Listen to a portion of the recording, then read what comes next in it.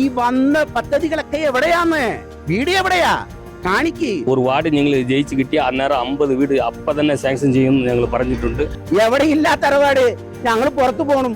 ജില്ലാ പഞ്ചായത്തിന്റെ 3-ാം ഡിവിഷനിലും ദേവികുളം ഡിവിഷനിലും ഇത്തവണ കടുത്ത പോരാട്ടത്തിന് കളമൊരുങ്ങുമ്പോൾ BJPയും ഒരു വേരോട്ടത്തിന് ശ്രമിക്കുകയാണ്. BJP 3-ാം ഡിവിഷനിൽ സ്ഥാനാർത്ഥിയെ മത്സരിക്കുന്ന പേര് എങ്ങനെയാ? ജയരാജ് ചോളസ്വാമി. എങ്ങനെയുണ്ട്? ജയപ്രതീക്ഷയുണ്ടോ? ജയപ്രതീക്ഷയുണ്ട്. ഈ പ്രാവശ്യം ഉറപ്പായിട്ട് 3-ാം ഡിവിഷനിലെ BJP പാർട്ടി ജയിച്ചിരിക്കും. ജയരാജ് ചോളസ്വാമി ജയിച്ചിരിക്കും. ഈ നാട്ടുകാർ എന്തൊക്കെയാണ് ഇവിടെ എന്തൊക്കെ വേണമെന്നാണ് ആവശ്യപ്പെടുന്നത്? അവർ ഈ വീട് കിട്ടാത്ത കുറെ അവർ പറയുന്നുണ്ട്. അപ്പം ഞങ്ങൾ പ്രൈം മിനിസ്റ്ററുടെ വീട് ഇത് വെച്ച് കൊടുക്കും. ഒരു വാർഡ് ഞങ്ങൾ ജയിച്ച് കിട്ടിയ അന്നേരം 50 വീട് അപ്പം തന്നെ സാങ്ഷൻ ചെയ്യുമെന്ന് ഞങ്ങൾ പറഞ്ഞിട്ടുണ്ട്. അതുപോലെ ഈ റോഡ് വസതി ഇല്ലാത്തവർക്കൊക്കെ റോഡ് ചെയ്ത് കൊടുക്കാമെന്ന് പറഞ്ഞിട്ടുണ്ട്. മൂന്നാർ ടൗണിൽ ഈ നമ്മൾ വണ്ടി പാർക്കിംഗ് ഒക്കെ ചെയ്യുന്ന അതുപോലെ ഒരു പാർക്കിംഗ് സ്ഥലം കണ്ടെത്തി അതിൽ ബസ് സ്റ്റാൻഡ് ഒരു പുതിയ നല്ല ഒരു ബസ് സ്റ്റാൻഡും പാർക്കിംഗ് സ്ഥലത്തോടു കൂടിയുള്ളത് ചെയ്ത് തരാമെന്ന് ഞങ്ങൾ വോട്ടർമാരോട് ഞങ്ങൾ പറഞ്ഞിട്ടുണ്ട്. ജില്ലാ പഞ്ചായത്തിലെ വിജയിക്കുവാണെങ്കിൽ അത് ഉറപ്പായിട്ട് മൂന്നാർ ടൗണിൽ അത് ചെയ്തിരിക്കും.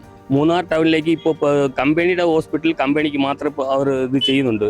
ഈ പുറത്തുള്ള കോളനി ഏരിയ അങ്ങനെ മാങ്കളം ഇതുപോലത്തെ ഏരിയയ്ക്ക് ഒരു നല്ല ഒരു കിടക്കകൾ കൊണ്ട് നല്ല ഒരു നവീന ഉപകരണങ്ങളുള്ള ഒരു ഹോസ്പിറ്റൽ ഇവിടെ ചെയ്തു കൊടുക്കാമെന്ന് പറയാൻ ആഗ്രഹമുണ്ട്. ദേവികുളം ഡിവിഷനിൽ LDFും UDF എല്ലാം ഒരു കടുത്ത പോരാട്ടത്തിന്റെ കളമൊരുക്കിയൊക്കെയാണ്. അപ്പോൾ അതിനിടയിലാണ് BJP സ്ഥാനാർത്ഥിയുടെ കനകമണി കണ്ടല്ലേ മത്സരിക്കുന്നത്. എങ്ങനെയുണ്ട് അവിടെയുള്ള പ്രതീക്ഷ? ഇപ്പോൾ ദേവികുളം നമ്പർ 3 ജില്ലയിലെയാണ് ഞാൻ മത്സരിക്കുന്നത്. ഇപ്പോൾ ഈ ദേവികുളം നമ്പർ 3 ജില്ലയിലെയാണ് ഭയങ്കര പ്രശ്നം. മൂന്നാർ ടൗൺ അല്ലാതെ ബാക്കി ഇടങ്ങളിലും ഉണ്ട്. അതല്ലാതെ ഇപ്പോൾ ഇവർ രണ്ടുപേരും പറയുക ഞാൻ അത് ചെയ്തിട്ടുണ്ട്, ഞാൻ ഇത് ചെയ്തിട്ടുണ്ട്. ആദ്യമായിട്ട് ഒരു ജാതി സർട്ടിഫിക്കറ്റിന്റെ പ്രശ്നം എവിടെ നിന്നാ ഉരുവായത്? ഇത് ആരാ ഉരുവാക്കിയത്? ഈ ജനങ്ങളുടെ പ്രശ്നം അവർക്ക് അറിയാവോ? ഈ ജാതി സർട്ടിഫിക്കറ്റിന്റെ പ്രശ്നം MLA രാജാവും മറ്റേ സ്ഥാനാർത്ഥി D കുമാറും മത്സരിച്ച സമയത്തല്ലേ ഇത് ഉണ്ടായത്.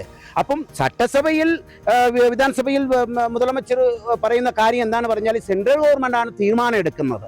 അപ്പൊ സെൻട്രൽ ഗവൺമെന്റ് തീരുമാനം എടുക്കണമെങ്കിൽ അപ്പം ഞങ്ങൾ എടുത്തല്ല കൊടുക്കുക. ഈ പ്രാവശ്യം ഞങ്ങൾ ജയിച്ചു വന്നിട്ട് ഈ ജാതി സർട്ടിഫിക്കറ്റിന്റെ പ്രശ്നം ഞങ്ങൾ സെൻട്രൽ ഗവൺമെന്റോട് ഞങ്ങളും പറഞ്ഞ് അത് ഉണ്ടാക്കിയെടുക്കാം. ഈ മാറ്റം ഉണ്ടായി കഴിഞ്ഞാൽ ഞങ്ങൾ ജയിച്ചു കഴിഞ്ഞിട്ട് ഈ കാര്യങ്ങളൊക്കെ ഞങ്ങൾ ഉണ്ടാക്കി കൊടുക്കും. ഇത് ഉറപ്പാണ്. അത് ഞങ്ങൾ മക്കളോട് പറഞ്ഞെടുത്ത് ആ അടിമത്തണത്തിൽ നിന്ന് അവർ പുറത്തു കൊണ്ടുവന്ന് നല്ല ഒരു സ്വതന്ത്ര സ്ഥാനാർത്ഥിയായിട്ട് ഞങ്ങൾ സ്വതന്ത്ര മക്കളായിട്ട് ഇവിടെ അവരെ കൊണ്ടുവന്ന് ഞങ്ങൾ എല്ലാ കാര്യം ചെയ്തു കൊടുക്കുന്നത് ഞങ്ങൾ ഉറപ്പായിട്ട് ഇത് പറഞ്ഞു കൊടുക്കുക. ഇന്ന് ഒറ്റ പൈസ കൈക്കൂലി ഇല്ലാതെ ആരെങ്കിലും ഇവർക്ക് വീട് കൊടുത്തിട്ടുണ്ടോ? ആരെങ്കിലും എന്തെങ്കിലും ഒരു കാര്യങ്ങൾ ഇവർ ചെയ്തിട്ടുണ്ടോ?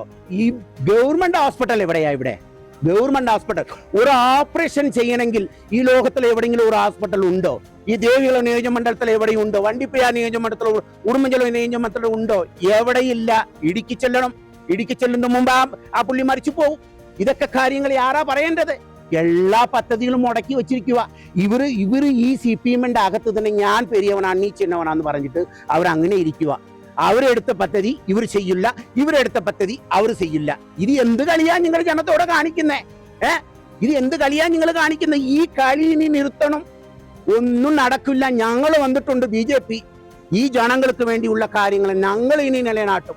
ഈ 74 കോടി S രാജേന്ദ്രൻ മുന്നാൾ MLA അണ്ണൻ S രാജേന്ദ്രൻ കൊണ്ടുവന്ന ആ 74 കോടിന്റെ പദ്ധതി എവിടെ വച്ചിരിക്കുവാ? നിങ്ങള് അത് പൂട്ടി അലമാരിയിൽ വെച്ചിട്ട് ഈ ജനങ്ങളെ നിങ്ങൾ പേടിപ്പിക്കുക അല്ലേ? ഈ ജനങ്ങൾക്ക് നിങ്ങൾ പറഞ്ഞു കൊടുക്കുക ഞങ്ങൾ അത് ചെയ്യും, ഇത് ചെയ്യും.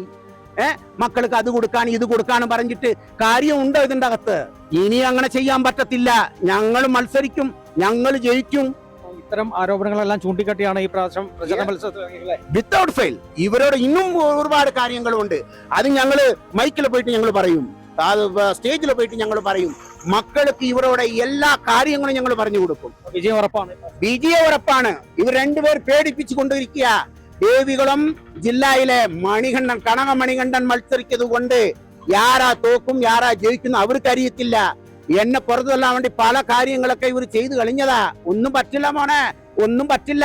ഞങ്ങൾ തന്നെ ജയിക്കും, BJP തന്നെ ജയിക്കും. ഇത് ഉറപ്പാണ്. കനകമണികണ്ഠൻ ജയിക്കും. ഏതായാലും ഇത്തരത്തിലുള്ള കുറ്റങ്ങൾ ചൂണ്ടിക്കാട്ടിയാണ് NDA തോട്ടമേഖലയിൽ പ്രചരണം ആരംഭിച്ചിരിക്കുന്നത്. ഏതായാലും രണ്ടുപേരും ജില്ലാ സ്ഥാനത്തിൽ നിന്ന് വിജയിക്കുമെന്ന് തന്നെയാണ് ഇവർക്കുള്ള പ്രതീക്ഷയുള്ളത്. ഏതായാലും എല്ലാവിധ ആശംസകളും നേർന്നുകൊള്ളുന്നു. ക്യാമറമാൻ AP രാജയ്ക്കൊപ്പം ബിനീഷ് ആന്റണി, കേരള വിഷൻ ന്യൂസ്, ഇടുക്കി.